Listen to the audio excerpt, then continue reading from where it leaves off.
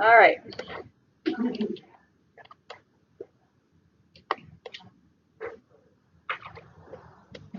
You should need clickers today. There are clickers in this PowerPoint, but I don't think we're going to get to them today. So I'm not going to hand those out. Let's see if this works. So we are going to start liver. As you know, our first two tests are neuro and our respiratory tests. I'm going to just probably say they're probably our more difficult exams. Not saying that liver is not important or that we won't have difficult questions with liver. It's just the content isn't as heavy, and I feel like it's not as complex. Okay, that can be reassuring to a lot of you, but I don't want you to say, "Oh, I'm not going to study for this one as much as I did for my first two exams," because it might reflect poorly on your exam. Okay, but I will notice as you go through your studying, it's a little easier to study. Okay, and it's stuff that you probably have seen because liver failure is very common. Especially amongst the alcoholic population. Not saying that you're involved directly with those types of people, but it does affect a lot of people in the world. Okay. So for liver, we are going to focus mainly, obviously, on the liver. Not too much on the gallbladder, but gallbladder is absolutely affected when we have liver failure. But as you see the liver in the anatomy up here on the top here, we have the two ducts that come down from the liver. Those will be important for you guys to know because if there's any obstruction in those areas, that can cause liver failure, okay, and different types of liver failure. Circulation through the liver, that's going to be very common and what we'll discuss more as well. That's what I expect you to know for the exam.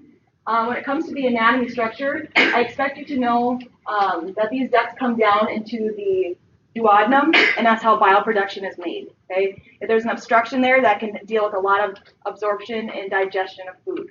If you think about what the liver does, do you guys have an idea of what the liver? It does a lot of things, but what are the top things the liver does? Filters and metabolism. I think of like breaking down foods. It gives those bile products to break down absorption of nutrients. So if your liver is affected, you obviously have a defect in your malnourished state. Okay, you may not have the nutrition that you would prefer or like. What is one thing you can think of for liver damage? Alcohol. Drugs too. But alcohol is one of the top things on the list that causes liver problems. There has been times where people come in with cirrhosis and they haven't had a lick of alcohol in their life. Okay, so there are some autoimmune or problems that can happen just by chance or genetics, but liver is usually affected by alcohol. Okay.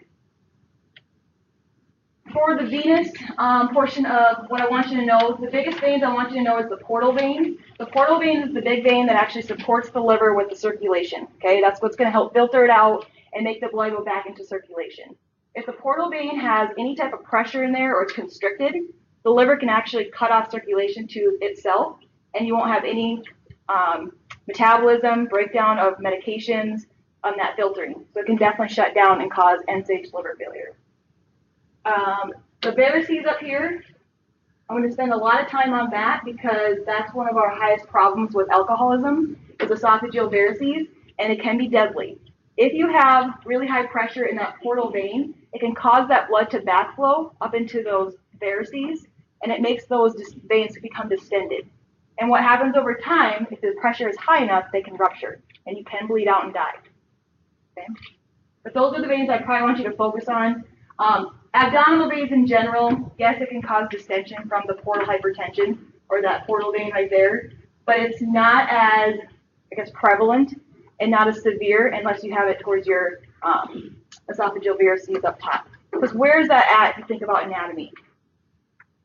In your neck, right? Where's our whole focus of respiratory, right?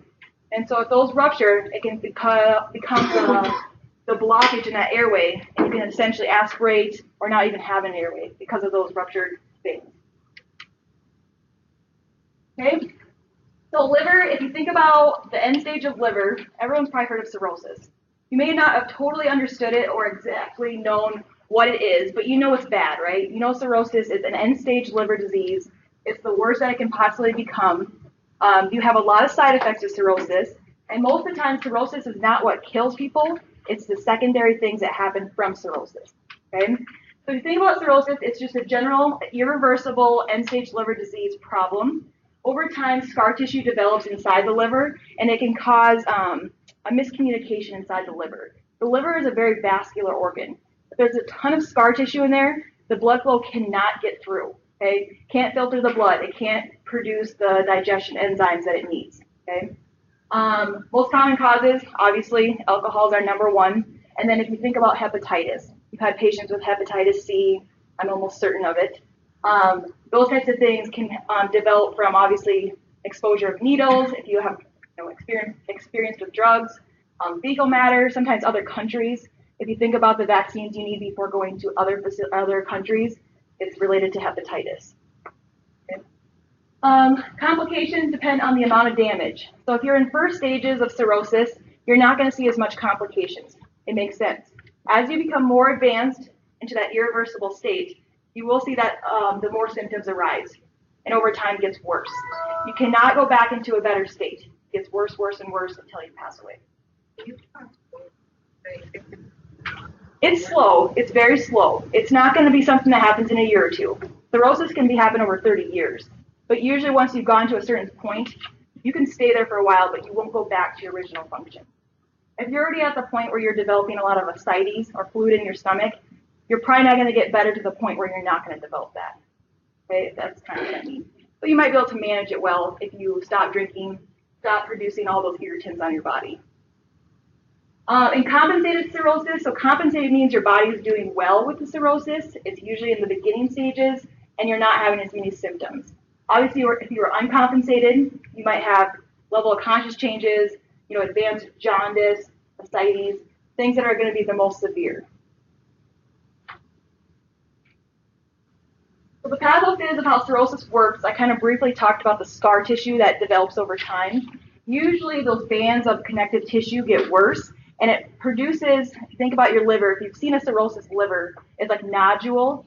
It has a whole bunch of bumps on there. It just looks diseased. And that's what happens is those nodules produce on there, and the communication with blood flow cannot get through.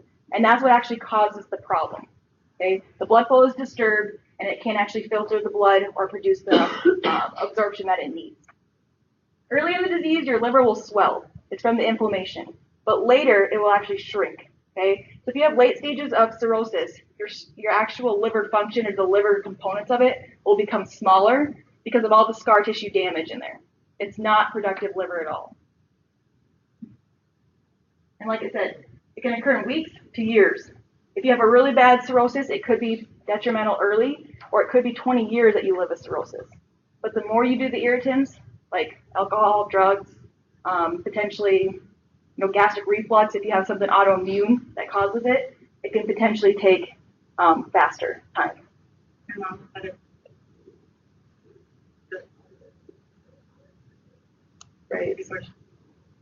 Right, and you can get liver transplants with these, and that usually will fix the problem as long as they don't have rejection. And we'll talk about that later too. All right, types of cirrhosis. Put a big star on this slide because you have to know all three. These are the three ones that you're going to see in practice. They're the only ones. But the number one that you can consider as the most common is your alcoholic cirrhosis or your Lennox. Okay? We suspect this first, and it's kind of a stereotype that doctors and nurses present. If you see it says cirrhosis, we assume you're an alcoholic. That is not the case all the time. Okay? You're going to have to get that bias gone because there are other problems that can occur and the reason why you get cirrhosis. Okay? But number one is alcoholic cirrhosis. Over time, your body will respond with this process. Alcohol is an irritant. It's going to cause the liver to essentially degenerate over time and kill those liver sites or those liver cells. And if you think about it, I'm sure you guys have all had that, communication with your friends where you're like, I think I killed my liver last night. Okay? That's what it's talking about, the liver cells. Okay? If the liver cells are dying, they don't usually regenerate if they do it slow. Okay? They can regenerate a little bit, but if it's affected enough, it will not come back. Does anyone watch House of Cards? Does anyone watch that? Have you watched the most recent season? Have you watched it all? Okay. Frank on there needs a liver transplant. It was kind of ironic because it was last week that I watched this. And Frank is the president of the United States. He needs a liver transplant, and too much of his liver was affected where it couldn't regenerate. Sometimes if you have a small portion where sometimes you get stabbed in the liver and it cuts a little portion of your liver off, it can regenerate itself. But if more and more of it is affected or shut down, it can't regenerate itself. So you need a liver transplant. I was kind of curious who would watch that because I thought that was pretty ironic that kind of came up. With cardiac cirrhosis, that is when you have a right-sided heart failure. So if you think about your right-sided heart failure, what symptoms do you have? Think about the right side. Right, so you have edema because all the blood is coming back into circulation. JVD, right? And if you think about that, if you have a right-sided heart failure, it goes back into your liver. Okay, that blood flow can go back and it can pool in the liver and stay there. And if it doesn't move, it can actually cause the liver to become necrotic. Okay, so if you have a really horrible right-sided heart failure, it can cause liver damage over time. Okay, that's another common cirrhosis, or that can occur from that. Biliary, that's more with an obstruction. So if you think about your ducts inside your liver there, remember the common hepatic duct and the left and right duct? If those become obstructed, that bile stays inside the liver and can destruct the liver. Okay, the bile just sits there. It's very potent on the liver. The whole point of making bile is to get rid of it, right? To put it into the intestine, to digest foods, and to become a more stomach acid. And here, if it stays inside the liver, it can be detrimental to the liver's health. Okay? I wouldn't focus too much on primary and secondary. I just want you to know that it is an obstruction and it can cause the bile to stay there. Okay? Because either way, it's going to result in the same things. You're going to care for it the exact same way. Okay, so stages of liver damage. I did add this slide and I changed it with another one. So if you printed off slides before, I just swapped it out. It's very similar. I just think this is a little bit more visual friendly. So healthy liver on the side, obviously there's no damage, no destruction, no nodules. As you become more to the right, they'll start with these fatty deposits. And I'm sure you've heard of a fatty liver before. It's usually the beginning stages. We usually see that with people that abuse alcohol. And if we see this on a CT scan, we can tell them you're in the early stages of cirrhosis. And we usually tell them to back off on anything that they're potentially doing to cause this cirrhosis. Now, as it develops, if they're still irritant to that liver, usually it won't occur to cirrhosis for many, many years. But if they keep giving themselves the same things like the alcohol, it will over time cause more scar tissue and more nodules, those nodules on top. And that is going to interfere with the blood flow through the liver. Okay? The more nodules and scar tissue you have, the worse circulation it has inside the liver. And the communication's lost. And it will kill liver cells over time. Liver transplant may be in their vision, but if they can't get on the list or they can't get ahead, then they may not potentially get their liver. Has your mom been put on a list? I'm just curious. No. Do they have to be at some point before they get put on the liver transplant list? I'm not really sure how they actually. Basically, like what they said is that the liver doesn't have enough time. Right. So I'm not sure. You have to be in some state of health where you can actually accept a liver. You have to be healthy enough to get it. You know, with any transplant, you can't get it if you're in end stages and you're really showing decline, or if you potentially have cancer of the liver and it's spreading to the rest of your body, they potentially won't do it as well. But if you have it and that's your only problem and you're managing well, then you could be probably on a liver transplant list. But like Brittany, she's probably the only one that watched the House of Cards. He was the president of the United States, so he kind of got his way up to the top. It's not ethical by any means. It should be by, you were the first on the list, you should get the liver transplant next. Okay, so now we're going to talk about complications. I'm sure this is the number one that you've probably heard of or seen, and this is going to be jaundice. A lot of your patients have been jaundiced before. I think of little babies. That's the first thing I think of. And basically in little babies, what that actually happens is they can't break down their bilirubin. So if you look on their assessment or in their labs, you'll see their bilirubin is through the roof, high. They have that shining light on them. It kind of helps with the absorption of bilirubin and breaking it down. And then over time, the bilirubin is excreted and their jaundice goes away. Okay? If we see jaundice, where's the first place we see it? In the eye beds. Remember, it's called icterus, where your white eyes become yellow or around the sides. So you'll usually see it there first, and that's a really good assessment for a nurse. But if you think about in the ICU, you always look at their eyes every 4 hours. You should be noticing if they have icterus. Okay? If you're on the medical floor, you may not be doing eye assessments because it's not required. I personally do it wherever I go because I feel like it's part of a good assessment. But yes, jaundice will happen first in the eyes.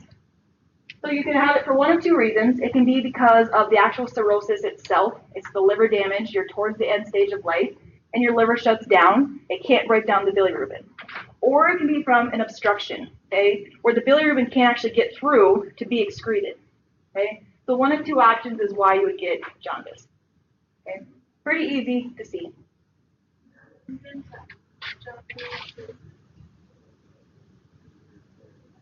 No, it might, sometimes it can be because they're early too. It doesn't necessarily mean there's something wrong with them. It just means that their liver may not be as, not necessarily matured, but it becomes that way in a couple days. Usually. The most I've ever seen someone jaundice is like a week or two.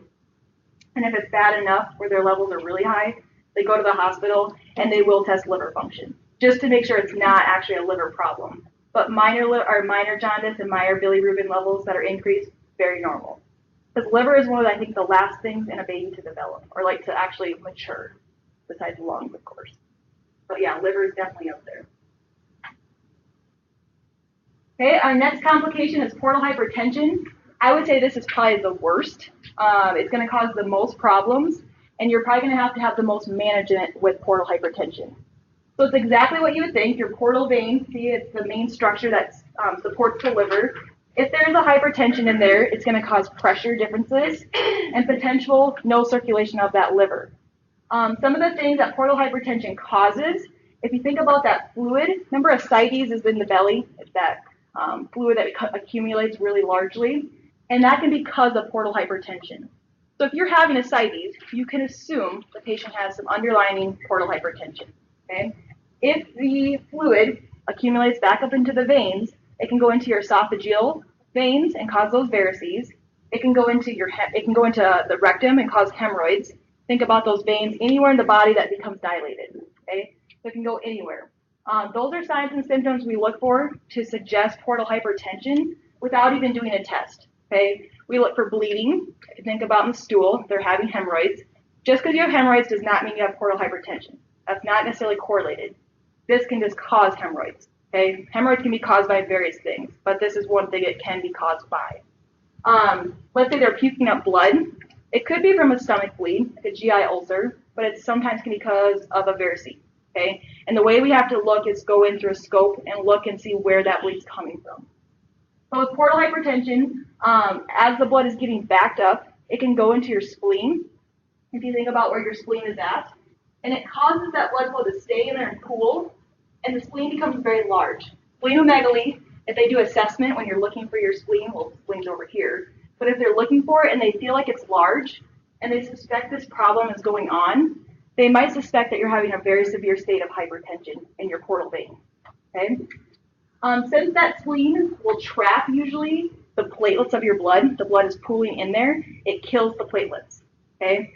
So if the spleen is accumulating all that blood, it's going to have all those platelets in there. It's going to start killing the platelets. And that's why you see people that have bleeding and also low platelets on their assessments. Okay? So these people with portal hypertension will have a high risk for low platelets. And you can assume people with ascites might potentially have low platelets as well. The lower the platelets are, the higher risk for bleed, right?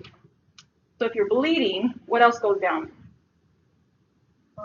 Hemoglobin, hematocrit, those are things that we can look for in assessment as well. They might potentially be bleeding internally, and we don't know it until we look.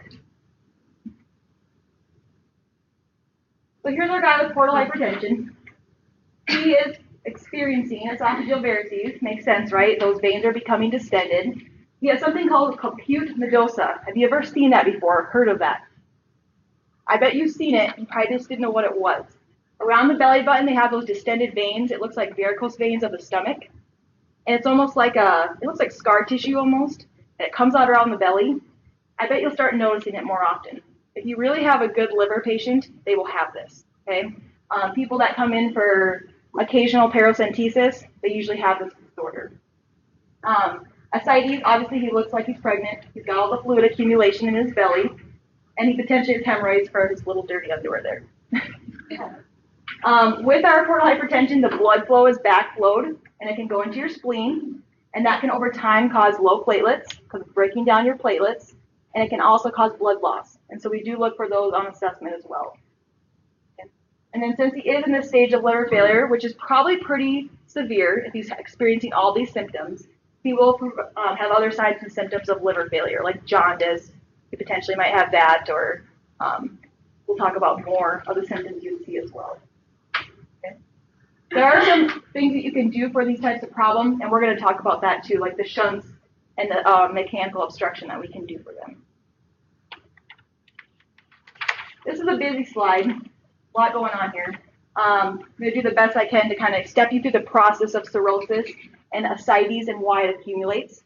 If you think about what ascites is, it's accumulation of plasma, or the peritoneal cavity is absorbing all the fluid from the body, and it accumulates in your body. It has to do with the hydrostatic pressure of your body, and if you think about dialysis, remember how we use a little bit different fluid to pull into the belly or to push it all out for dialysis?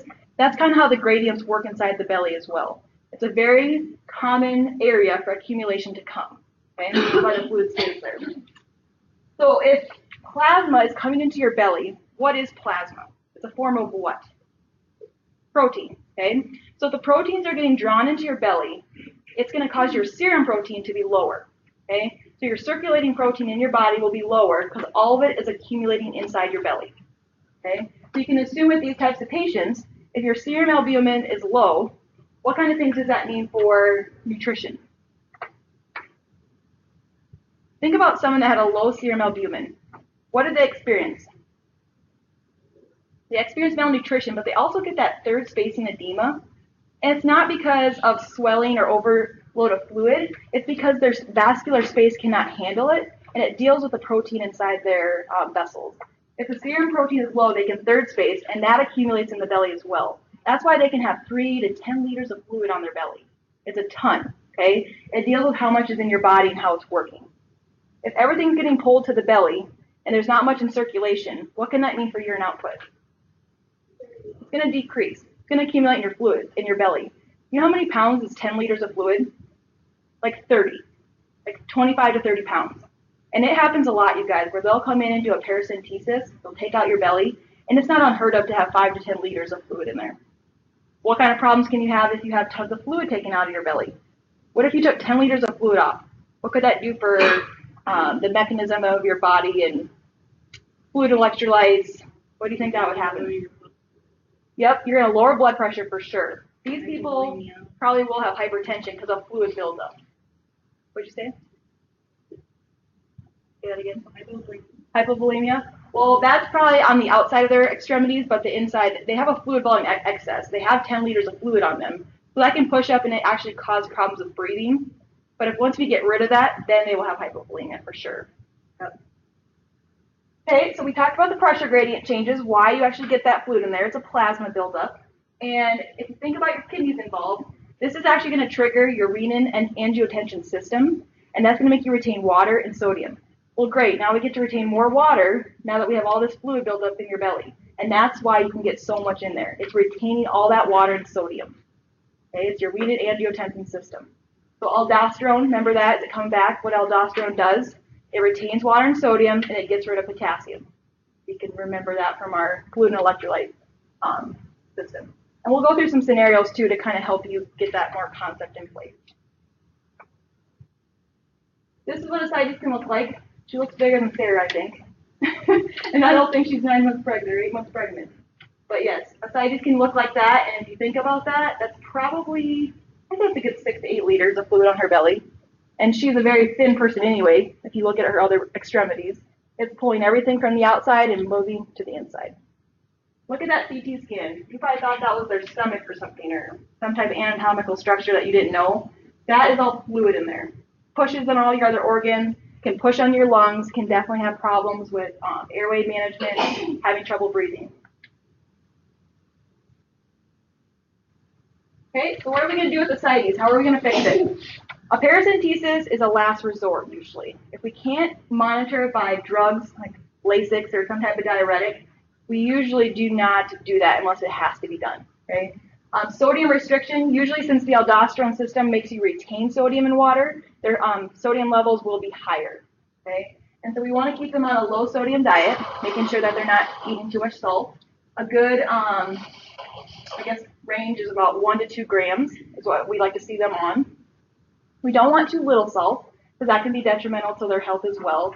So 1 to 2 grams is a good number. We will limit their fluid intake only because they're so overloaded with fluid. They're 20 or 30 pounds up from all the fluid retention, so we don't want to contribute to more fluid. Vitamins can be good because your liver potentially might be shut down, and that can help with the malnutrition as well. and that can help with the third spacing, your albumin levels. That will cause them to increase. Fluid restriction, that's doctor. I'm not going to test on that, what's specific for this type of disorder. Some doctors might say a liter, some might say 1,500. I'm not going to get too picky on that. Just know that it's not as much as their normal day-to-day intake. So drugs that you can see, they're either going to be on diuretics like Lasix or Bumex. Makes sense, right? You're getting rid of fluid. Just always watching blood pressure changes, things that you would normally see with diuretics. You don't want to get too much fluid off too fast. Aldosterone blocking agents like spironolactone. Do you remember what spironolactone does? Yep, it retains your potassium so you're not getting rid of it too quickly. With this disorder, remember they're going to retain sodium in water. They're going to excrete potassium. So already they're excreting the potassium. If we give them more diuretics, they're going to get rid of more potassium. So we might consider spironolactone for these people that have lower potassium. And they might need potassium administration if they get low enough. Makes sense we monitor weight, right? These people might be up 10, 20, 30 pounds, not abnormal. Eyes and nose, what is going in must come out. We do fluid restrictions, but sometimes we give them a liter or two of fluids a day, and we're only getting 50 cc's to 300 out a day, okay? Diuretics should help with this, but let's say the diuretics don't work. What's our next option? Diet doesn't work, drugs don't work. We have to do a paracentesis. And sometimes we don't like to do them routinely, but we do like to see them not in pain and not having trouble with breathing because it can push up on your lungs. And so we recommend having them as much as it needs and makes sense for that patient. There's no right or wrong answer for that one person. It's based on patient base. Okay? If for some reason your potassium level is lower, we can replace the potassium. And then if for some reason you're getting a dilutional hyponatremia, because it's actually fluid, it's actually diluting the sodium, we could potentially give fluid restriction for that as well. So it's doing both problems. For our paracentesis, the way this works is you make a little surgical incision in your belly, very, very minor, small. It's not done in surgery, it's done at the bedside. They use like a ChloraPrep or a cleaning solution over the top, sterile procedure for the most part. There are some times where it's not as sterile as you'd like it to be, but they do use sterile gloves. When the acidic fluid is coming out, they will measure that fluid, obviously knowing how much is coming out, and they will see what it looks like. Okay? If it looks like it's very full of bacteria, they'll take a culture of it. Not every time, but if they suspect it, or if the person is having signs and symptoms of infection, they will culture the fluid. Okay? Like I said, it usually drains 1 to 3. It's not unheard of to do more. Okay? That's like the minimum you'd probably get for ascites. Okay? We usually do it for a comfort measure, like I said, patient-based. If they're having tons of pain and they're uncomfortable, we'll do it as much as they need to do, as long as they're hemodynamically stable. If we're taking off 10 liters of fluid and they accumulate it again in 2 days, we can't do it again after 2 days. That's too frequently. They're going to have too much pressure changes and too much fluid changes. Okay? I'm thinking like once a week. That would probably be something that would be pretty common for these patients. Sarah, I don't mean to pry into your mom's life, but does she have any ascites or fluid?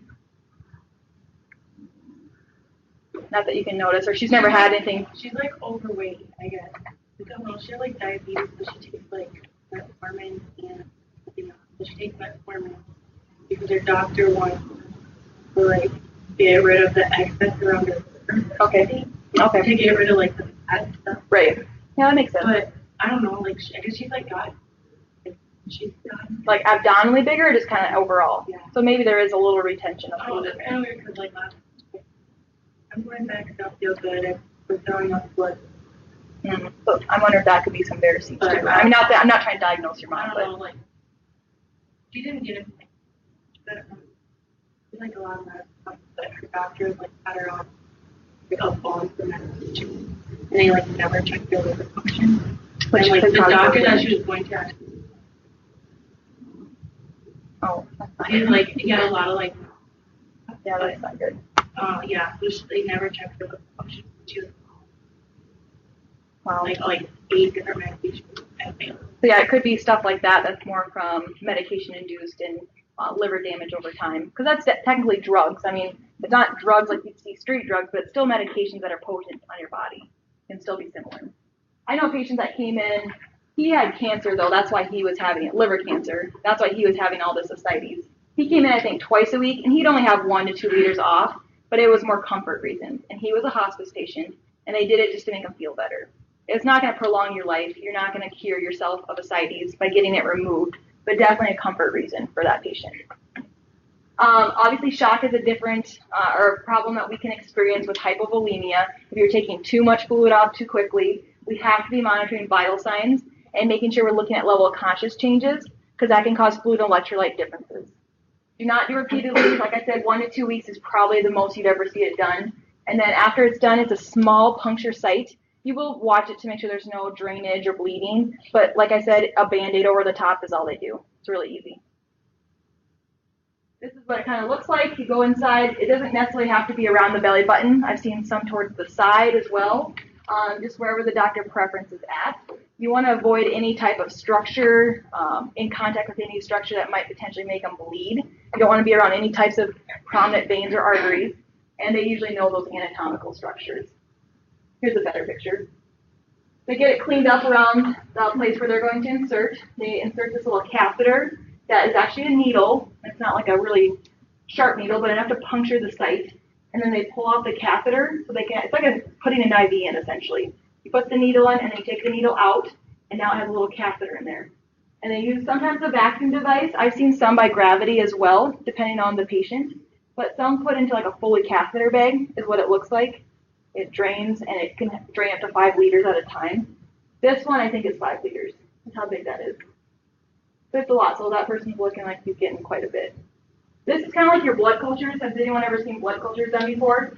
And they put the syringe in there and like sucks it all out. That's just pushing it off.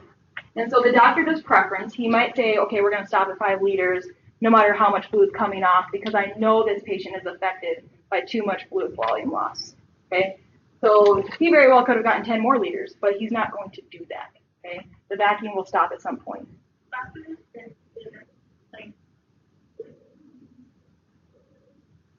Well, no, because they have such a high risk of becoming it again. They'll always be on a fluid restriction, and we have to be really cautious because they're going to retain that fluid like no one's business. So we have to just be cautious and swab their mouths out if they're really dry. But yes, there is double whammies where you might potentially be hypervolemic and hypovolemic at the same time. Yes, that does happen. And so you're like, what do I do? Because they're dry and they're wet at the same time. They're wet around their lungs, but they're dry everywhere else. They're not making any urine. So we have to think of different interventions that won't potentially give them fluid overload. Okay, so once the culture, you can actually culture the ascites fluid when it comes out to see if it actually has any type of bacteria in there. The most common thing that you're going to see with any type of bacteria of the ascites is called spontaneous bacterial peritonitis. You will have to know this and what this is and how it actually presents in the body. It's a gram-negative E. coli bacteria, going back to microbiology, when you had to do the gram-negative. You'd actually be surprised how many times as nurses blood cultures have come back or peritoneal fluid cultures have come back. And there's this book, you have to look it up and recommend to the doctor what he would give.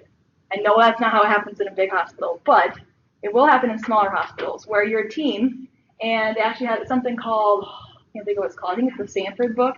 Nothing related to Sioux Falls, Sanford, but it's a list of all the gram-negative things, gram-negative, gram-positive, cockeye, rods, and it'll give you a list of antibiotics that works. They have found with the ascites fluid that naroxen is the best drug choice for antibiotics. Okay, that'll be the one you probably use for any infection of the peritoneal cavity. Okay, they just found that over time with gram-negative rods, it's better. What you'll see is anything that you would suspect is infection. Okay, they might present with a fever. They could potentially lose appetite. They could become a little shocky where their vital signs might drop if they were in true shock. They'll have pain. Their pain will be more prominent in their belly rather than anywhere else, and that can be a sign of infection. And then this is more of a late change, but a change in mental status. If they're at that point, the infection might have spread to the rest of the body, and it potentially could cause blood cultures that are present and actually have more of a sepsis going on. So we can assess, we can look at the bowel sounds. Sometimes that'll tell us too how everything's moving. If you're absent or you can't hear anything, that tells us that there's a ton of fluid and you can't actually get through there. It's kind of like listening underwater where it's kind of, I don't know how to say it, echoes. When you listen to it, it almost sounds like you're dropping something in water. That might be a sign too that there's a ton of fluid in there. And the more it stays there, the higher risk for infection. That's why if you have so many fluids or liters of fluid on your belly, you have to get them off. And they can become rigid too, like it gets really stiff. It's really hard. It's like you could almost knock on it and it makes a knocking noise. If it's not like jelly, definitely not like that. It's hard as a rock when you have that ascites. Okay, respiratory, that's obviously a comfort thing. It's not because it's caused, could be some fluid volume overload causing the fluid inside the lungs, but this is more from the pressure of the stomach pulling up to the lungs, and that can cause you to have respiratory problems, okay? A lot of this you've been familiar with what you would do, but we obviously raise the head of the bed. If you're laying on your back, all that fluid's going to come back onto your lungs, and they can't actually breathe. When you're laying someone flat to weigh them, let's say in the bed they have a weight, you probably wouldn't want to do that because they're going to have a lot of pain and they can't actually breathe. Okay, so keeping them elevated is the best thing for them. If they have to sit in the chair, they might sleep in the recliner all night. That is pretty common too. Elevating the feet, whatever needs to be recommended for edema too. O2 can help, but you got to fix the underlying problem. Yes, O2 will make them feel better. Their sats might rise, but you're pushing on the lungs. They can't take deep breaths.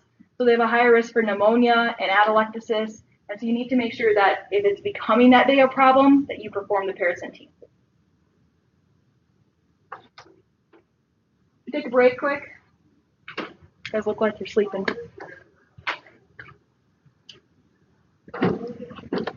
Oops.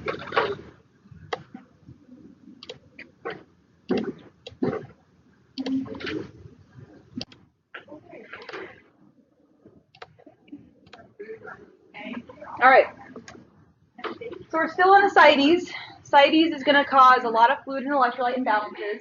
These lab tests, I would recommend that you guys know these pretty well because these are things that you can notice on assessment of what you're going to see for common imbalances. If you think about BUN levels, why do you think the BUN would be high? No, the bun. Right, all the fluid is accumulating in the center. You're not peeing as much. That's going to obviously hurt your kidneys a little bit, okay? That's why your renin-angiotensin aldosterone system kicks into gear because it's stressed, okay? And so that's why that elevates.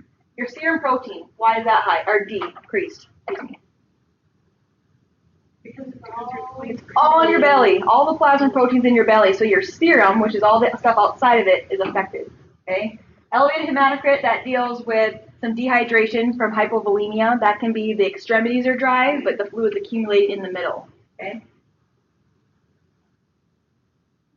Okay? If they get to the point where they need surgery, they need a shunt usually to redirect the ascites flow back into the system. These are end-stage liver disease patients. We would never put a shunt in anyone that is in the beginning stages or that only has occasional problems. These people are also at high mortality rates because they don't usually respond well after surgery. They have a lot of anesthesia reactions, a lot of mental status changes, high risk for bleed, and also high risk for clots. Okay, these people have really high risk. And so we don't like to do this unless it's the absolute last necessary problem. These are the people that we would do it on, though, that have 5 to 10 liters of fluid on, and they need to come in more than once a week. We would think about this as a potential resolution to direct that fluid back into the system. Okay, and we're going to talk about the different types of shunts that someone could get with ascites. The first one is called the Levine shunt. Has anyone heard of this before? I've only had one patient, I think, that had it, and you don't do anything with it. It's something they had surgery done before. They go to a specialist. And how it works, I'm going to show you the next picture. If you think about the ascites and the fluid inside the belly, right here, they're going to have a catheter inside your body, and it has a one-way valve for the pressure of the fluid to go back into your jugular vein, and then it dispenses throughout your whole circulation. So what they do is they take this little catheter in here. This valve right here is a one-way valve where it will not go back to the belly. It'll just go towards into that IJ. See that jugular vein up there? It can go into the vena cava as well. It's doctor preference. And that fluid goes back into circulation and can excreted out to the urine. I don't know. I don't like that. It's definitely end stage and it has a high risk for infection. I'm going to tell you that. The fluid from your stomach is going back. Circulation. Yep. Yep. And it's actually, this is probably the most common one because it's the least, I should say not invasive, but the least work and the least problems with clotting off. Because that catheter, think about that long catheter in there, how many particles could get stuck in there, and it could get occluded, dislodged. Those are things, infection, your body could reject it. So those are things we have to look for with nursing interventions as well. Okay, so that's the first type of shunt. They all work the similar ways. It's the same process. They have fluid from the belly, go back into systemic circulation. So what would you see on assessment? This is what things you're going to notice. Obviously, they're going to lose weight. They're getting rid of that fluid, and it's being excreted into their urine. They're going to pee it out. Their eyes and nose are going to go up significantly. Okay, if they're going to pee out 1 to 2 liters more a week, that's a lot actually, because they don't usually pee out that much in the beginning. And so if it's going to increase that much, they're going to see more output. Okay. Obviously, their abdominal area will become smaller. You know the shunt is working if these signs and symptoms, or these, not signs and symptoms, but this nursing interventions are occurring. Okay, their stomach goes down, their blood pressure is better, their electrolytes are better, their eyes and nose are better. You know the shunt is working appropriately. Okay, so that's the first one. It's called the Levine shunt. You have to know what these are. Maybe not to the point where you know how they work, but I really want you to know how to justify if they're working. Okay. This one I'm going to have you watch a video. It's very similar to the Levine shunt. It just has a little bit different mechanism. But it's pretty cool. I've never seen this before. I'd like to.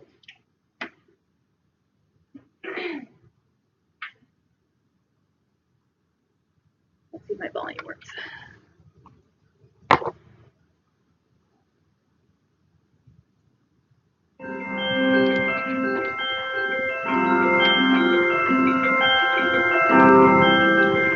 This video program has been made to help you understand the Denver ascites shunt and instruct you on how to take care of the shunt. Ascites is an accumulation of fluid in the abdominal cavity and is most commonly caused by cirrhosis of the liver and various types of cancer. Your physician has placed a Denver ascites shunt to help manage your ascites using a therapy called peritoneovenous shunting, or PVS.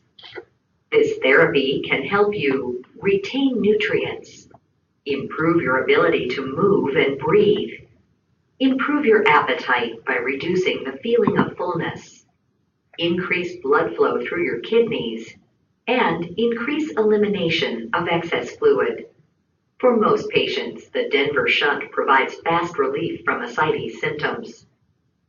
The shunt is made out of 2 soft tubes connected to a soft chamber. The chamber is made to control the flow of fluid through the shunt.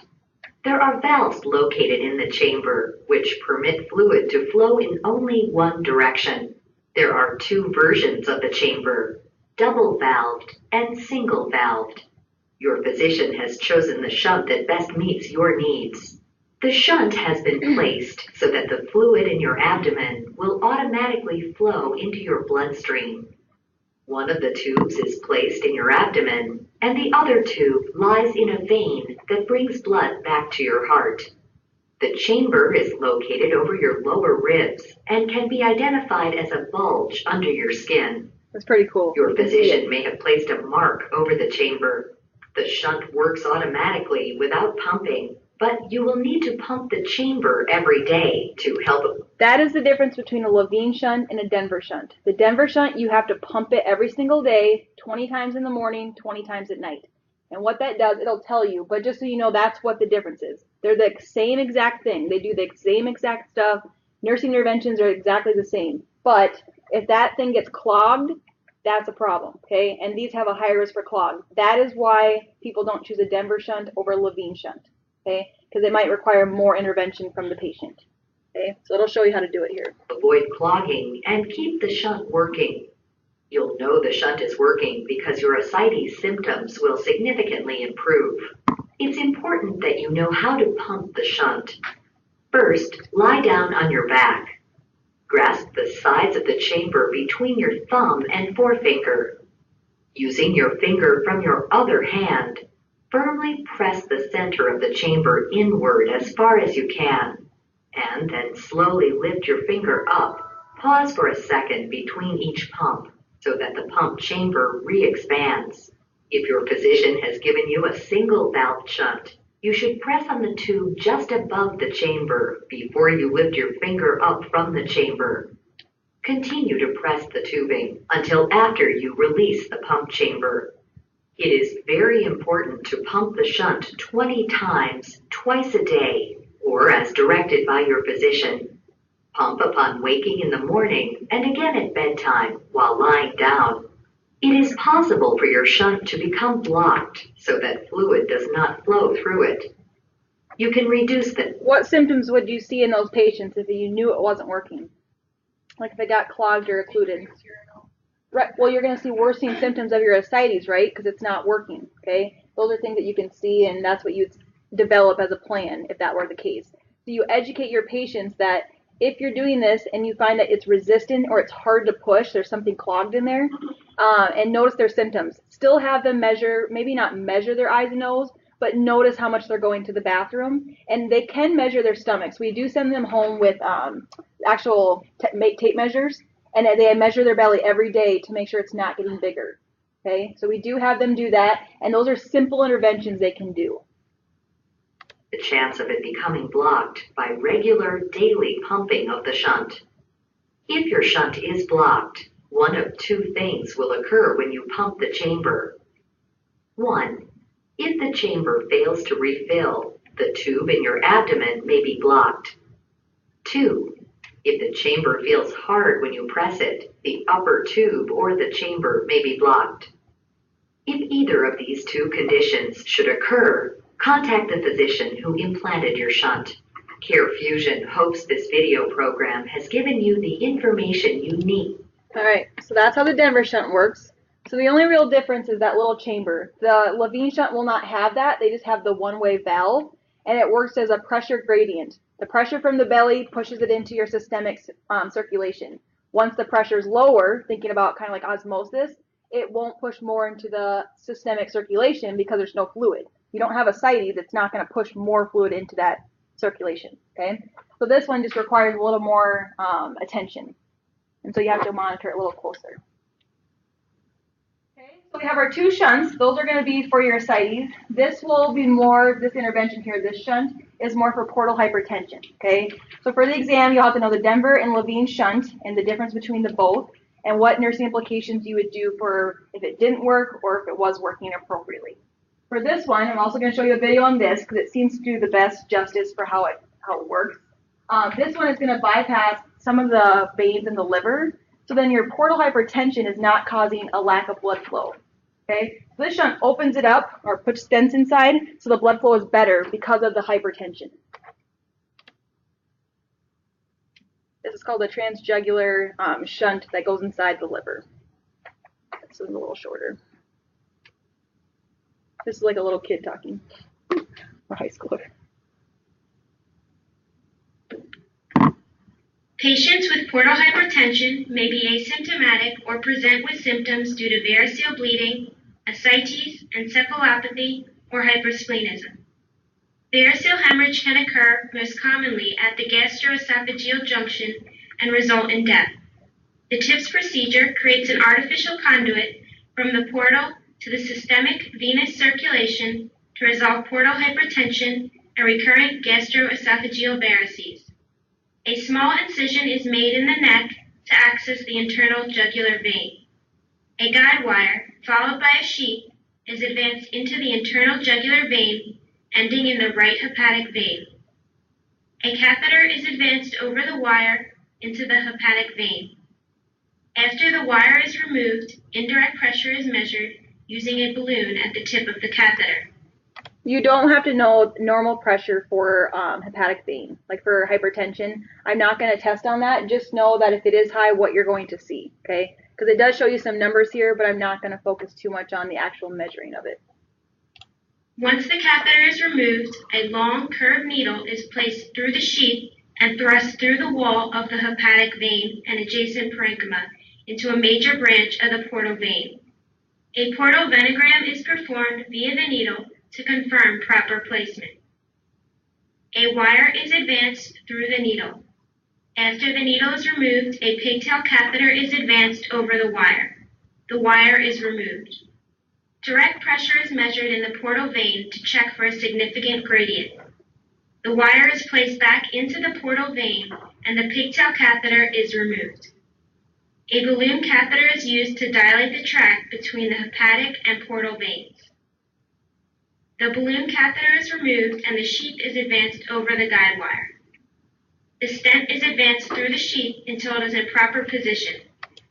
A lot of that's kind of confusing, I understand that.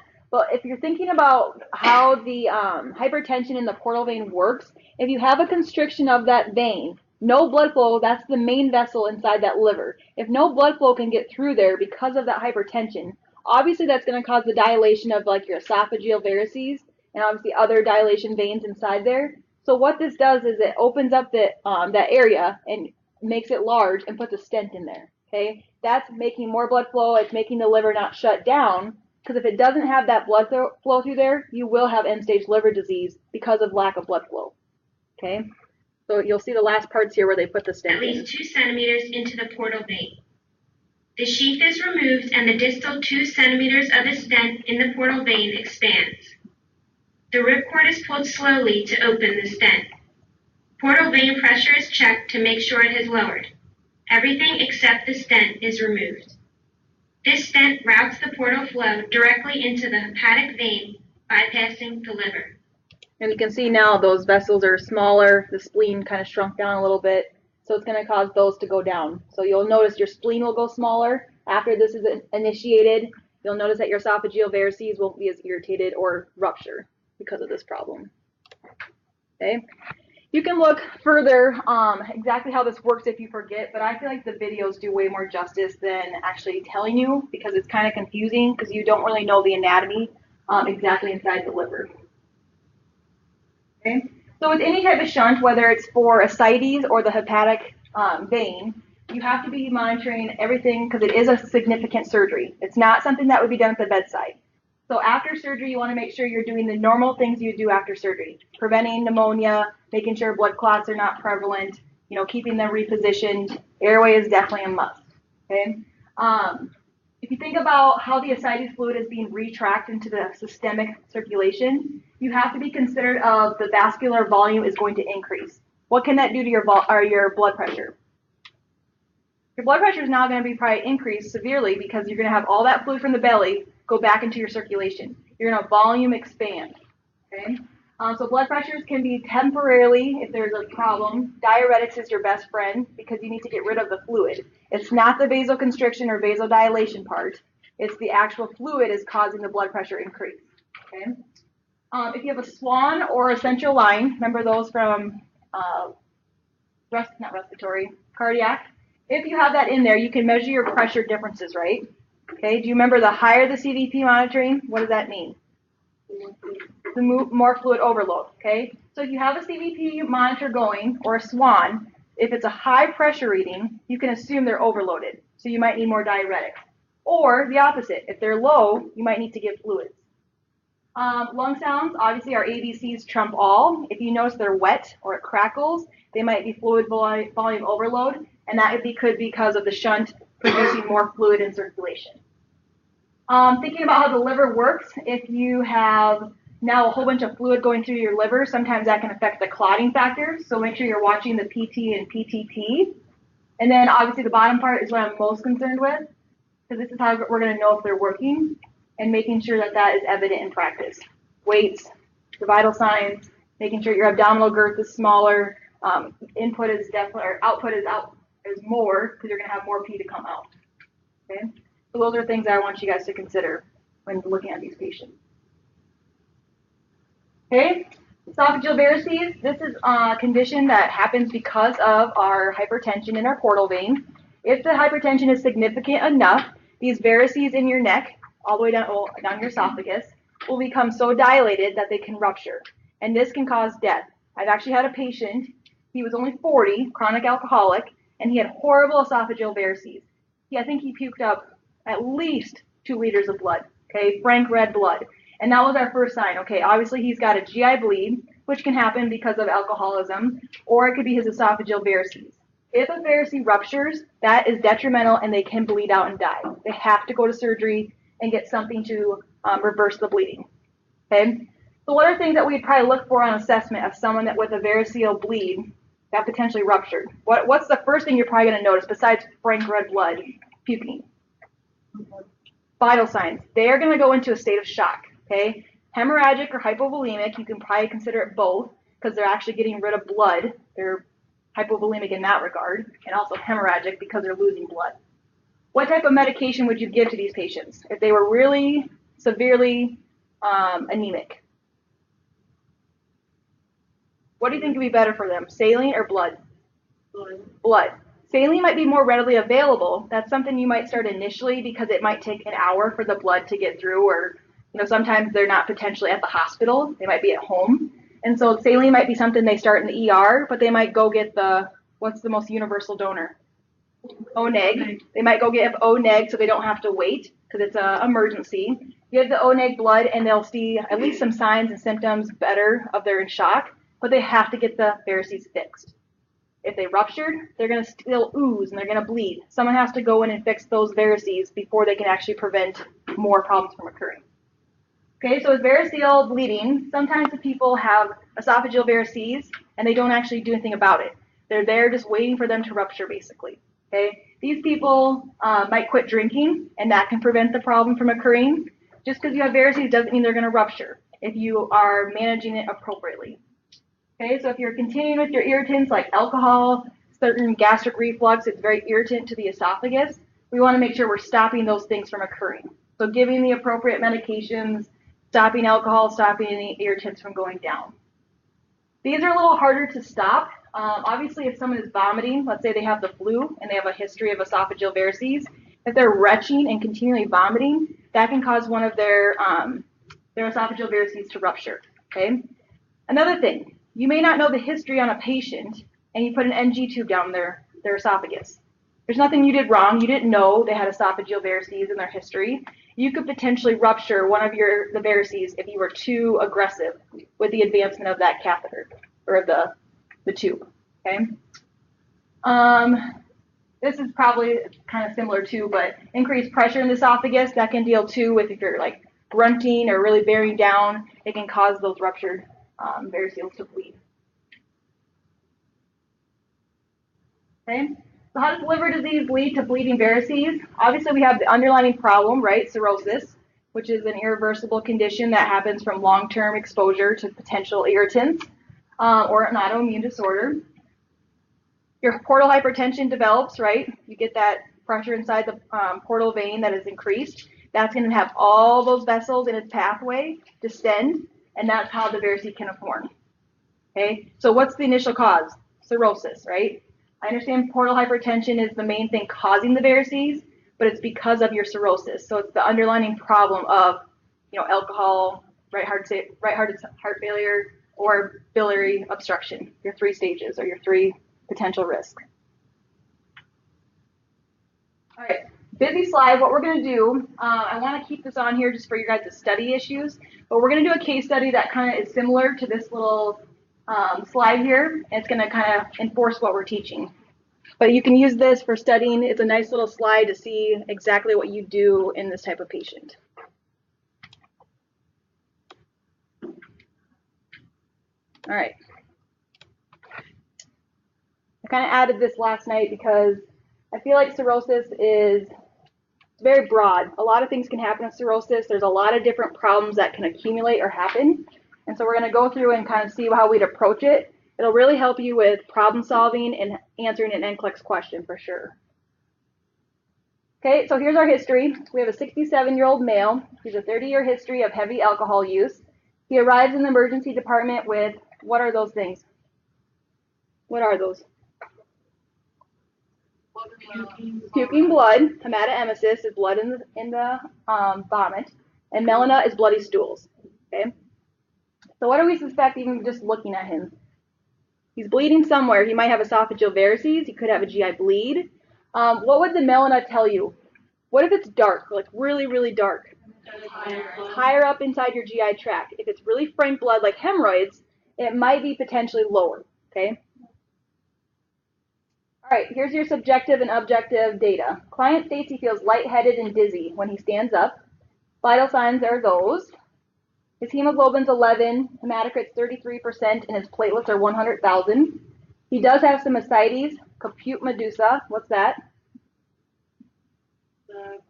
The veins around the belly. That can mean distension, right? So thinking about on the back burner what's causing these problems. Hemorrhoids are also present. Okay? So just by looking at your general first assessment, what can you suspect for one? He might be bleeding. What? Remember that says what liver causes what? Liver failure causes portal hypertension, right? Then can cause your varices and all the distension of all your veins. So he could have portal hypertension. He obviously has cirrhosis. There's something going on with the liver, end stage or not, and he will eventually have this bleed. So he's got 3 problems right now. We need to fix the underlying problem, which probably is the hypertension is the best thing we can fix. Okay. All right, what's the pathophys of cirrhosis? Obviously, it's irreversible. We can't go back to your original state if you're at the end stage of cirrhosis. We can slow the process, or like you said, plateau. They may have years before they go into an end stage renal liver failure, but it doesn't mean that we will progress to a state in a week. Okay, it does take time. Okay. With cirrhosis, our digestion, nutrition, and metabolism are severely affected, and that can deal with the blood flow through the liver. Okay, what do we want for our patient? Well, obviously we don't want them to bleed, so we have to be looking at interventions so they're not going to bleed out on us. Vital signs are going to be a huge indication of whether they're bleeding or not. Okay, if they're in hemorrhagic shock, what do you expect on vitals? What were their vitals? Okay, what do you think about those vitals? Is he showing any signs of shock? Yeah, a little bit. He could be in some beginning stages. He may not be full out bleeding to death, but he's definitely hypotensive and he's definitely tachycardic. Okay, obviously it'd probably be higher than that for heart rate and obviously lower for blood pressure, but it could definitely be beginning stages. Okay, what if they get to the point where they're unconscious or they're in a coma or their loss of conscious changes? What could that mean? Their shock could get to a very severe state where they could pass out, definitely, if their blood pressure is low enough. Or if your liver shuts down to the point where it can't break down ammonia, you can actually have that ammonia in your body build up, and that can cause encephalopathy, okay, or encephalitis. When your brain actually is affected, you can't think properly, and you can actually go into a coma. Okay, so that can be the worst part of liver damage. Okay, we want them to be free of ascites. He does already have ascites, but we could potentially fix that with what primary interventions? Not the shunts. Don't think about that. That's more end stage or last result. Diuretics. That's our first thing we're probably going to do. What kind of diet? Low sodium. We instruct low sodium. Okay. Lab values are within normal limits. We're looking at your electrolytes especially. Okay. Also bleeding. We're looking at hematocrit, hemoglobin, and platelets. Those are also affected. Obviously, our highest quality of life. They may not get rid of cirrhosis underlying, but we can give them high quality by educating them on symptoms that could potentially reoccur and help them prevent those problems from coming back. Okay? And we have to encourage and be stressful about abstaining from drugs and alcohol, because he will never, or she, I guess it was a he in this scenario, but he will never get better if you don't stop the irritant from occurring. Okay? Because alcohol is going to be the worst thing for him. Okay? These are things on assessment that you would potentially see with your patient. Jaundice is going to be probably one of the more common ones that you'll see right away. Icterus is the yellow part of your eye. Level of conscious changes, that could be more severe states of liver failure, but yes, very common. Dry skin, they will have very, very dry skin to the point where they're almost peeling. They could have petechiae or ecchymosis. Why? What's significant about their labs? Their hemoglobin is a little low, but what's the other one I'm thinking of? Nope. Platelets. Platelets are 100,000. What's a normal platelet? 150 to 400, or 150 to 350. Okay? 100 is not significantly low, but it's definitely beginning stages where they might show signs of petechiae or bleeding. Okay? Spider or palmar erythema, that can be the redness on the tips of your hands. That can deal with some bruising as well. Spider angioma, I'm sure you've seen those on older people. They've got little spider vessels, is what it kind of looks like on the nose. Can happen anywhere on the face as well and body. Ascites, definitely more end stage, right? Because you're dealing with the end stages of liver failure. And then edema of the extremities, okay? That can be with the fluid distribution. We're going to assess for alcohol withdrawal. Why would we assess for alcohol withdrawal? That, and if he has a 30-year history of abusing alcohol, we're really concerned about all these symptoms of bleeding, but what else could he be going through? Delirium tremens, right? He could be experiencing withdrawals, and now we have another problem on our hand, because he could actually have cardiac effects from withdrawal from alcohol. If we don't give the appropriate medications for someone withdrawing hard, they can die of VTAC, VFib, because their heart cannot stand the withdrawals. Okay? These are life-threatening. The other ones were assessments that you would actually find normal. It's not normal, but it's expected. These are things that are not necessarily expected, and if they are at this state, it's a severe state. We need to be thinking about immediate interventions for these things. Okay? If they experience the varices and they're actually bleeding, they will have to be taken to surgery to repair those varices. Whether they cauterize them or give them type of a sclerosing agent to clot them off. Sometimes they'll put Blakemore tubes in where they pressurize the varice so it stops bleeding, puts pressure right on it. If they have severe enough ascites, we might potentially need a paracentesis. That can affect airway management if they can't breathe. Coagulation defects. Sometimes if they're in end-stage liver, that's your clotting factors. Think about your liver producing clotting inside the body. You might bleed. Encephalopathy, you're going to have problems with brain, coma, having level of conscious changes. Hepatic coma is related to your encephalopathy. Hepatorenal syndrome, your kidneys can actually fail if there's no blood flow throughout the body. Remember the spontaneous bacterial peritonitis? What is that? The infection inside the ascites fluid, and that can cause a sepsis throughout the body. And then obviously if we have delirium tremens, so you're DTing from alcohol, that can also be a serious condition. Okay, so we're going to monitor these labs closely. These are the things that you're probably going to look for on assessment first if they're going to go through these problems. If their hemoglobin drops behind or below, well, it used to be 10, but now it's 8. If it's below 8, we will transfuse with blood. Or let's say he's still at 10 and he's puked 4 times in the past hour, accumulating to a liter. They might transfuse those patients even though they're not below the certain number. Okay, does that make sense? If they're actively bleeding, they want to prevent some of the problems. Liver function tests, your AST and ALT, we're going to learn about that too. We want to make sure that we're monitoring those levels to see if the liver condition is getting worse. And also LDH measures like the protein breakdown inside the kidney or inside the liver to make sure that that's working. Bilirubin and ammonia. If your bilirubin's high, what are you going to experience? Jaundice. So that's going to be correlated or related. If ammonia is high, we also are going to look for liver failure, and that can cause level of conscious changes. Have you guys had a patient with really high ammonia before? Nobody?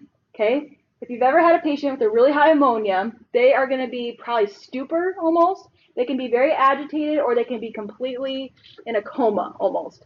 And what we have to do is we have to give them something called lactulose. Has anyone ever heard of that? If you ever see that on your MAR, just start crying right now, okay? Because lactulose makes them poop all day long. Matt, remember your patient? That was a lactulose patient. He had that medication and he pooped how many times in that 8-hour period? 15? We literally would turn him, he pooped again. We turned him, he pooped again. But that is what this medication does. It excretes the ammonia out through the stool so they can get rid of the ammonia levels. Okay? That helps liver failure. Okay? Not fun for the nurse, but the patient will become more alert as the poop increases. Okay? All right, lab findings, also platelets. We look at that because the spleen is accumulating all those platelets and it actually destroys the platelets. So we can see the platelets are already affected. The platelets were 100,000. Okay, we can already assume that the process has started and we need to progress to surgery to help the varices. And over time, as the bleeding risk increases, your hemoglobin and hematocrit will drop. Okay, obviously in a state of shock, we want to monitor fluid status, but we have to be cautious because if they have a high risk of ascites and fluid overload from that, what if they're in a shock state, but they accumulate ascites, like it's every other day they have to come in for a paracentesis? What do? There's no right or wrong answer. You fix the most underlying problem first, or the most severe problem first, and you worry about the rest later. Okay? You might have to fix a blood pressure of 60/40 with fluids. You might have to give them 4 liters of fluid to get that blood pressure up. you may have to consider going to a vasopressor, okay? But what are vasopressors going to do to your blood pressure? Increase. What can that do to portal hypertension? Increase. So you might have to fix the first problem first and worry about the rest later, okay? Matt brought up a good answer or question the other day. He goes, well, what if someone has a really low blood pressure and we want them to lie flat in the bed, but they can't breathe? We need to have their head up. I said, that happens all the time, because that is a situation with many patients where you have two different problems that are mocking each other, or they're the opposite, and if you do one, it hurts the other, okay? So you have to do the first thing that you think is smart or first and deal with the rest later, okay? So if airway trumps blood pressure, which it does all the time, we might consider getting more interventions for airway and then think about the blood pressure next, okay? I know it's kind of hard because they're both really serious. Okay, we're going to measure the abdominal girth, making sure that it's staying the same or it's not getting worse. And this can deal more with long-term as well, not just immediate. I'm not going to get out a tape measure for a patient that's really severe and measure their abdominal girth. I don't care. I'm more caring about getting them stable first and then looking at that as over time. I can tell from my every 4-hour assessments if his belly is getting smaller or bigger. Okay, usually you can tell that. Okay, potential diuretics could be initiated, may need a paracentesis. If they do have portal hypertension, appropriate medications for those. And then we might have to culture the ascitic fluid. Sodium, we like to see them on lower sodium diets, so we will encourage that. I think we talked about that. Activity, we want to have them avoid anything that's going to increase their pressure in their abdomen, because what can that do to your esophageal varices? More bleeding, it can rupture. If you have any type of stress or they were vomiting, that can make it worse. Grunting, any type of activity like that. Okay, nursing safety. Teach the client to use cool or warm water on their belly. This is more long term, and the reason why is because really hot water will have their belly dry out more, and that causes really dry skin. These people, we will encourage lotion on their extremities because they are itching constantly because it's so dry, and that can cause more risk for infection if they open up punctures on their belly, like if they're scratching around that area, okay? So definitely using mild soap, usually with no alcohol in it, is preferred. Okay, has anyone seen a CWA scale before? Have everyone in the hospital have an alcohol patient? Okay, with CWA, this is for delirium tremens. When they're withdrawing from alcohol, we use a scale, and this is a very generic scale. This kind of shows what it looks like if the scale is high. But say we go into the patient's room, and we have any of these symptoms up here, we can suggest that they're going through DTs, okay? And if the score is high enough, meaning 15 or more is a severe patient, they might have to get more medication like Ativan. We give them Ativan to help them not detox as hard, and that can cause them not to have heart problems or go into like a VTAC or VFib, okay?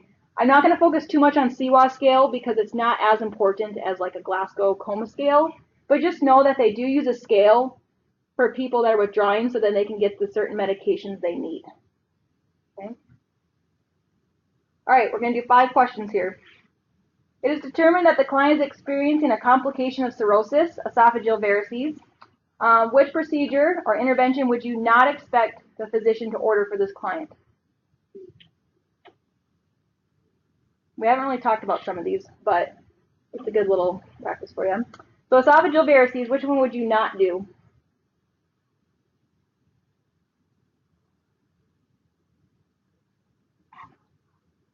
Any ideas? D is wrong. I'll explain why. Remember what TIPS was? Remember there's 2 types of shunts, the Levine and the Denver for ascites, and the TIPS is the one that is for portal hypertension, okay? So that one's going to help that vein inside the liver expand so then your blood flow can come through. But for esophageal varices, we're not going to use that specifically. I know. But that's the one that you would not use, okay? You walk into your client's room and notice the client has vomited frank red blood all over the floor. The client appears pale, clammy, and weak. What vitals would you expect on assessment? This one should be pretty easy.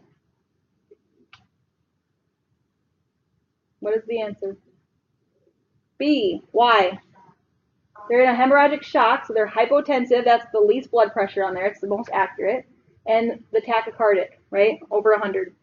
Temperature is just there to just make you look at different answers.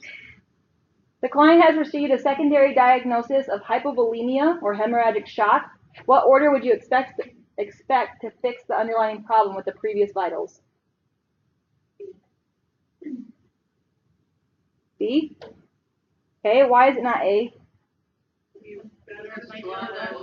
Okay, we could maybe start a saline bolus, but what is going to fix the underlying problem, and that's specifically why I put that. I'm not going to trick you in an exam and say, which one of these orders would you give for blood pressure? Because yes, fluids will help initially, but if it's fixing the underlying problem, that is blood. Okay, you have to give them blood.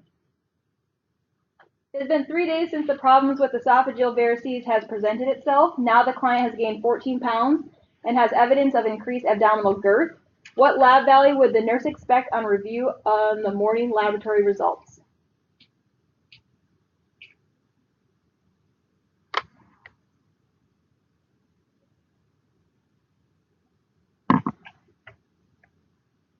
Any idea? Remember that slide that had the 3 things on there that you would experience? What's the problem? What's going on? They're having ascites, right? Okay, what is ascites usually from? Portal hypertension, which can cause splenomegaly, which can cause low platelets. Okay, the reason why the first 3 are wrong is because you'd have a decreased serum protein. Remember, all the plasma protein goes to your belly, so your serum protein is going to be low. You're going to have an increased hematocrit level, most likely. They're not showing signs of hemorrhage right now, so don't focus on that. Decreased blood, urea, nitrogen level, they're going to have an increased BUN. Okay, that's for their kidney function. So D is the most correct answer. And that's why. And I know it's kind of, you have to link it back, but I did put that on there. And I put this on TigerNet so you can see it. The client is now in the final stages of end-stage liver disease. What clinical manifestations will the client most likely experience?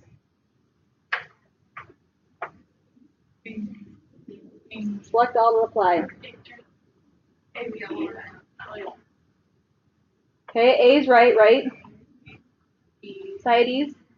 Why is C wrong? They'll be really dry. D is correct. Palmar erythema, that's the red palms. Hyperreflexia is just a distractor. That doesn't do anything. So A, B, and D. All right, that was a little care plan or case study that I wanted to show you guys just to kind of help you with that. We do have some time left. I want to get through a couple more slides here before we get too ambitious here to leave. I think it was right here. Okay. So continuing on with esophageal varices, we kind of introduced you a little bit to it. That case study kind of did a little more as well. But what we're going to see, the most clinical sign that you're going to suspect, let's say you don't know they have a history of varices, you're going to see frank red blood either in their urine, or excuse me, in their vomit, or you're going to see really dark stools. Okay, and that's telling me the higher the bleed, the darker the stool. Okay, if it's a horrible, horrible esophageal varice and it's really prolonged, you will see mental status changes, but that is a late stage. That's not an early stage. Okay, we know alcohol has a lot to do with it, and the biggest symptom that they're going to experience is hypovolemic shock or hemorrhagic shock. I'm not going to have you know the difference between the either because it could be either because they're losing fluid. Okay, so you're going to see them be hypotensive and tachycardic. And this little picture just shows you what it looks like and what they expect for fluid replacement. If they're hypovolemic, they get fluids. If they're hemorrhagic, they get blood. Okay, what are we going to do to find out? If someone's puking up red blood, I don't know where that blood's coming from. It could be in their throat. It could be in their stomach. I don't know. They have to have an EGD done to actually go in and look and visualize where the problem is at. Okay? If the patient's losing a lot of blood, they can go into shock, and so we have to act quickly. Okay, we can't just prolong this EGD for tomorrow morning when it's 8 o'clock at night. They have to go in right now. Okay, I've had times that when I told you about the guy bleeding a lot, it was 6 in the morning, and I called the doctor, and he goes, well, I'll be there at 10. I said, nope, that's not good enough. You have to come now. And he came, and he was glad I did because he would have died. Okay, so you have to be a good advocate for your patient if you truly think he's bleeding for those reasons. Okay, because you wouldn't want them to wait, and then they passed away. Okay, so here are the things that you can do for varices.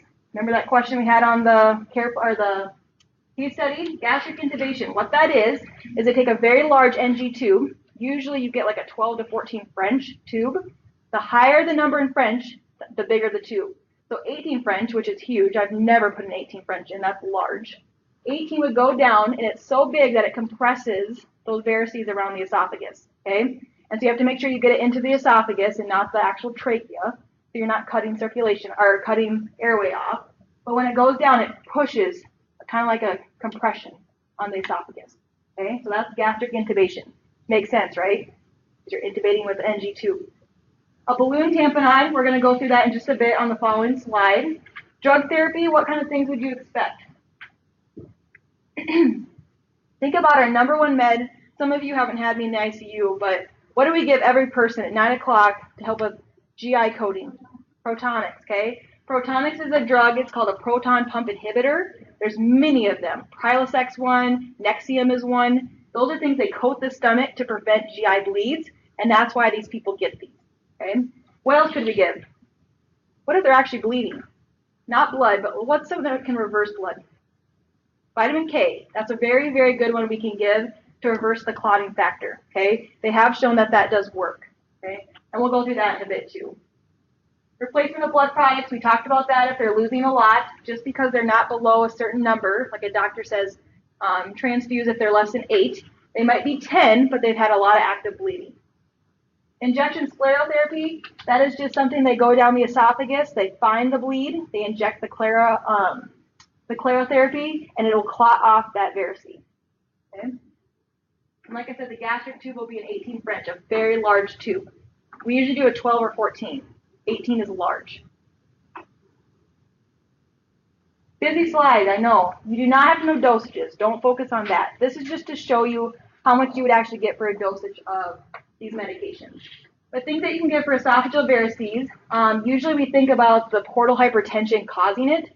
So we might potentially give beta blockers, and that can lower some of the pressure inside of there. Sandostatin is a medication, very old, but it is still very expensive. We try to give other interventions like propranolol, your beta blockers, before we give sandostatin, okay? Because we don't like to see that it has a little more potent side effects, and so we usually wait till after the first 24 hours. If they're still having these problems, we go to sandostatin, okay? Vitamin K, that's going to reverse any bleeding from occurring. Your proton pump inhibitors, which we said was our Protonics or Nexium, those are very common, or like the histamine receptor antagonists like Zantac and Prevacid. Those are things that can coat the stomach and prevent GI bleeds from occurring. Antacids, that's the same kind of process. It coats the stomach. Those are probably minimal ones that you do for slight varices. If it's a severe enough one, I go right to a proton pump inhibitor. And sometimes these people will be on Protonics drips or Nexium drips. They'll get it continuously all day long, not just a push. So it's very common to see them on a drip. They can get vasopressin, and this is where it gets kind of confusing, but vasopressin is an actual vasoconstrictor. You're probably going to say, well, doesn't that make the hypertension worse? But they have found in studies in an active bleed where they're actually hemorrhaging, it actually has shown very positive effects on portal hypertension and to actually reverse that hypertension from occurring.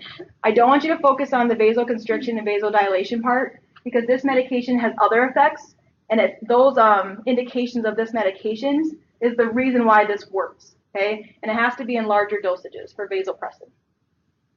With vasopressin being increased, you have a higher risk for cardiac problems though, okay? Not too many people are on a big dose of vasopressin. This is the only situation that you'd be on a large dose for vasopressin, okay? You might have cardiac problems such as ischemia, chest pain. That is very common with these. You can have EKG changes. You could go into VTAC. Those are things that you have potential problems with vasopressin.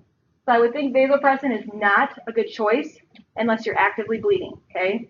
That would be one of the things that goes through your list. Well, let's try vasopressin, okay?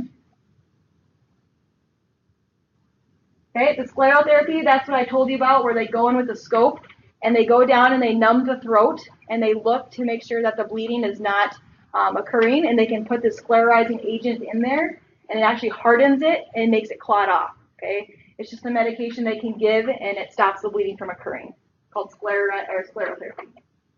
Okay? They can also do something called banding, where they go in and they actually band the varices. The varices kind of looks like a little outpouch, like this, and they'll go in and they'll put this band around there and it'll clot it off.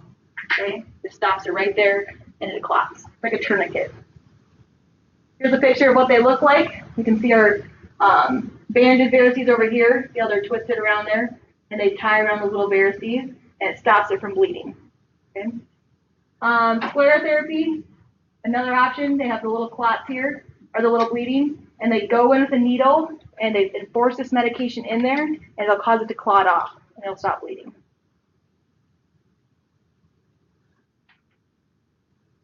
All right, we'll go through one more slide, and then you guys can leave.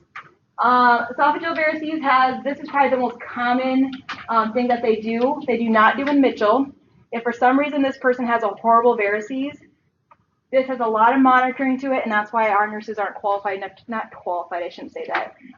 They just don't see it enough, okay? And it's a very severe state. When these varices are bad enough, and they're down here in your esophagus, they inject this tube in there, and it causes the balloon to be inflated, and it pushes on all the varices so that it stops it from bleeding. And what that can do, obviously it stops it from bleeding, but this little balloon can make its way up the esophagus and can push on your trachea, okay? If people experience signs of airway distress, they have to cut that cord, usually right here. They cut it right here, and it deflates everything, okay? Because if that obstructs your trachea, they can't breathe, and sometimes it gets dislodged in there, and that's why you can't take it out. So they have to cut the cord. There should be a scissors at the bedside at all times with patients with this balloon pump. Okay? It's called a Blakemore tube, and it's used the same way. They actually use a blood pressure cuff to pump it up sometimes if these syringes don't work. I've seen it, and they keep it inflated that way. Sometimes they can have a little bit of blood accumulation in there, and that can creep up. So you have to be very careful that they don't aspirate. And so we do look for aspiration. We suction if we need to, making sure that that airway is nice and patent. This is not used as much because it has so many potent side effects with airway and breathing. Okay, so we can use this as an option, but they don't like to unless they have to. They're obviously really, really bad. Okay. All right, have a good weekend.